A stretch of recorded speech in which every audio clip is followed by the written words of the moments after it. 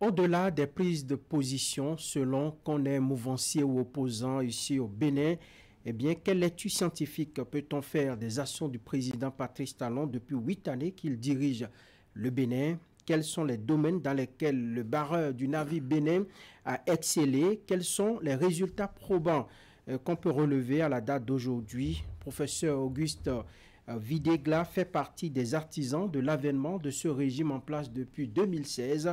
Il a été un grand observateur de toutes ses œuvres. Il décide de parler, de défendre le régime auquel il appartient, de clarifier certains points objets d'ambiguïté, de lever l'équivoque autour de certaines grandes questions de la politique, de la vie politique du Bénin. Professeur Auguste Videgla est expert universitaire, évidemment acteur politique. Cher invité, bonjour et merci d'accepter notre invitation sur Zone Franche.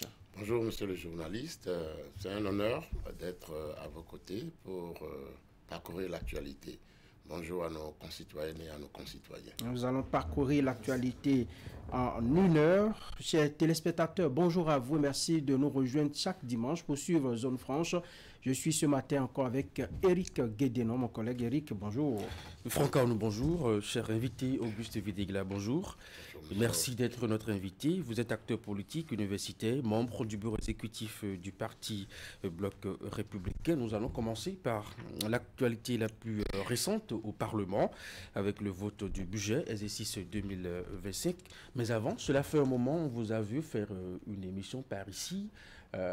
Pourquoi avoir décidé maintenant de faire une émission? Je vous remercie d'abord pour l'invitation. C'est un honneur que vous me faites. Bon, vous savez, c'est pas à tout moment qu'il faut, intervenir.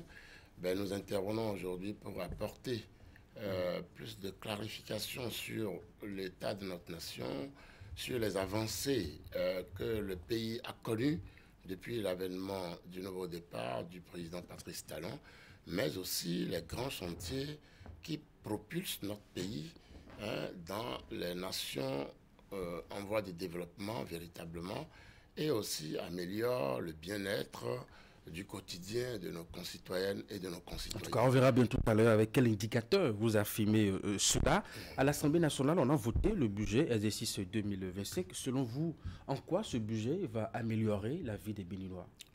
Effectivement, si vous le constatez, le vote du budget a tenu compte en grande partie des facteurs de bien-être sociaux, notamment tout ce qui est le budget de la santé qui a connu une augmentation, l'éducation, les services sociaux de base, etc., etc.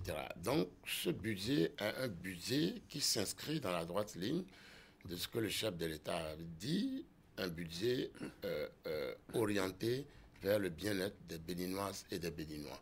Donc, vous allez voir aussi d'un autre côté l'avancement des grands chantiers, parce que sans un cadre de vie sain, nous n'avons pas le bien-être social. Donc, les grands chantiers aussi ont une place pour poursuivre les œuvres entamées pour améliorer le cadre de vie des Béninois. Donc, ce budget est un budget et social, et un budget qui avance et qui renforce la position du Bénin, celle qui est un pays en pleine croissance avec des investissements dans tous les secteurs de la vie socio-économique, culturelle et sociale.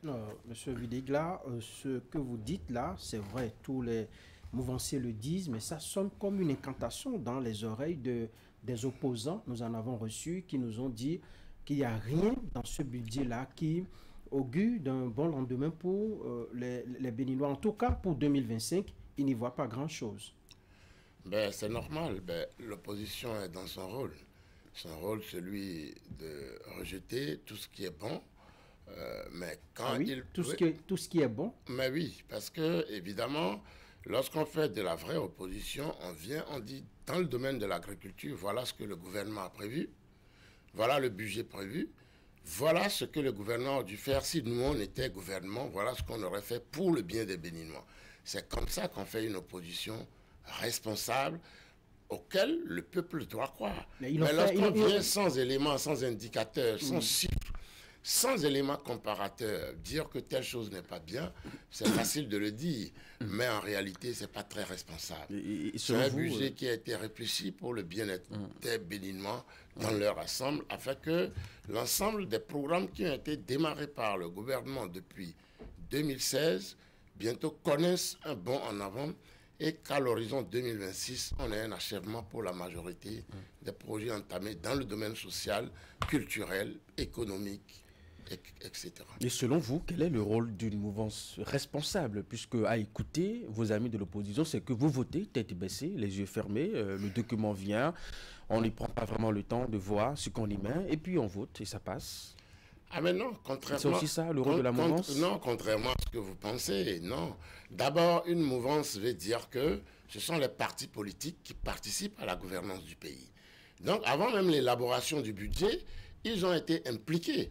C'est eux qui ont donné les différentes orientations aux différents ministres pour faire les grandes lignes de ces budgets, avant que le budget de l'État ne soit compilé et envoyé au Parlement. Donc, avant même que ce budget arrive, l'ensemble des partis politiques soutenant l'action du gouvernement, évidemment, ont défini les grandes priorités du pays. Il faut faire une route à Malanville, il faut implanter une usine de transformation d'anacarde à Bembereke, il faut créer un centre de santé ou un hôpital de zone peut-être à Klukamé. Donc, les acteurs politiques connaissent leur environnement, leur zone, leur circonscription électorale. Ils ont exprimé un certain nombre de besoins des populations parce que les intermédiaires entre les populations, les besoins des populations et le gouvernement, ce sont les élus du peuple. Et le gouvernement a tenu compte des orientations, des recommandations recueillies par les élus à la base pour élaborer son budget qui est essentiellement tourné vers le bien-être économique, culturel, social de nos concitoyens. Quand vous insistez sur le mot bien-être, ouais. On se pose des questions. Vous savez, on a demandé aux Béninois de serrer la ceinture depuis 2016. Chaque année, on n'a jamais cessé de constater vraiment que dans les marchés, dans la vie des Béninois, que le quotidien n'a pas vraiment changé. Nous continuons à vivre la cherté des produits dans les marchés. Ben, je vous dirais qu'en réalité, c'est un point de vue un peu abstrait, la cherté de la vie. Lorsque vous allez aux États-Unis aujourd'hui, on vous dirait que la vie est chère. D'ailleurs, même le camp démocrate a perdu les élections. Une partie à cause de ça, vous suivez ça tout le temps. Vous allez à Dakar, on vous dira la même chose. L'ancien régime est tombé parce qu'on dit la vie est chère. Mais la vie va continuer pas être chère. Vous allez à Abidjan, c'est la même chanson. À Lomé à côté, à Ouagadougou, partout la vie est chère. La vie est chère parce qu'il y a des facteurs exogènes qui ont concouru à ce que les produits de première nécessité, qui sont pour la plupart des produits importés de l'extérieur, ont connu une revalorisation en matière de prix. Vous avez la guerre en Ukraine. D'abord, vous aviez auparavant, il y a 4 ans de cela, le Covid, qui est venu renchérir le coût des produits de première nécessité. Ensuite, il y a eu la guerre en Ukraine. Il y a eu des facteurs liés à la production pétrolière. Il y a beaucoup de facteurs qui ont contribué au renchérissement du coût de la vie. Mais depuis l'Antiquité, si nous constatons, au temps de nos grands-parents ou de nos parents, dans les années 60, le coût de la vie n'était pas le même. Moi, je me rappelle, en ce moment, on achetait le ciment pratiquement à moins de 1000 francs. La tonne de ciment pour construire. Aujourd'hui, la tonne de ciment est à 80 000.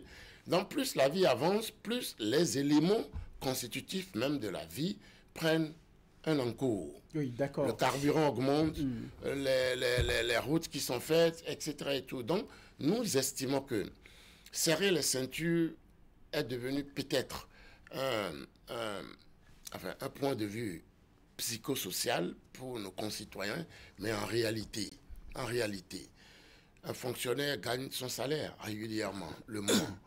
Le mécanicien qui va à son atelier va continuer à réparer des voitures et des motos. Si on doit gagner, par exemple, à la fin d'une journée, si on doit gagner 5 000 francs CFA et que le prix du litre d'huile végétale doit coûter environ 2 000 francs, vous voyez que 2 000 francs des 5 000 francs, c'est beaucoup pour un citoyen qui se chine toute une journée pour avoir 5 000 francs. Il y a à côté le riz, il y a à côté le charbon, il y a à côté peut-être l'eau qu'il faut acheter au quartier, à la pompe, ainsi de suite. C'est beaucoup, non? Non, nous estimons que c'est beaucoup, mais cela fait partie. Je viens en introduction, je vous ai dit, vous partez à Abidjan, c'est le même refrain. Non, à quand vous dites à ça. Abidjan, partout, parce que le monde évolue avec un certain nombre d'exigences. Nous devons travailler beaucoup plus fort, beaucoup plus vite, pour nous adapter aux évolutions qui s'opèrent sous nos yeux sans que nous ne le voyions. Vous savez, pour que l'agriculteur produise un produit de base, il y a des intrants. Les intrants sont importés. Nous importons 99%, voire presque 100% de nos intrants agricoles. Si les intrants agricoles connaissent une revalorisation du prix à l'importation, ça va agir sur le paysan qui l'achète. S'il l'achetait à 10 francs aujourd'hui, il l'achète à 15 francs. À la vente de sa récolte, il va évidemment augmenter l'argent. L'industriel qui transforme ses produits issus de son agriculture va aussi augmenter. Voilà un peu la chaîne économique qui subit une valorisation du coût où le consommateur, le citoyen, au finish, voit qu'il est obligé de dépenser un peu plus pour les mêmes services ou les mêmes